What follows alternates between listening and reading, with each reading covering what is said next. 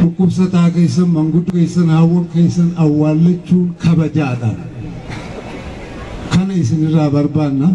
numoo namni hin du'a hin du'u jedhee aanan du'a nama biraas du'e dhiira baay'ee du'eessa kanaafuu wal jabeeffadhaa wanni ani isin gaafadhu ammallee tokkummaadha ammallee yeroo takkallee akka buutan barbaada baay'ee galatoomaa naa jiraadha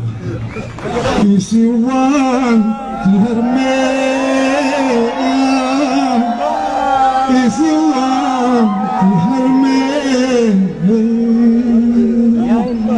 yaa ilmaan koona dhaqqaba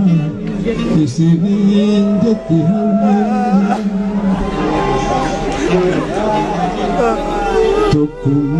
tokkummaa tokkummaa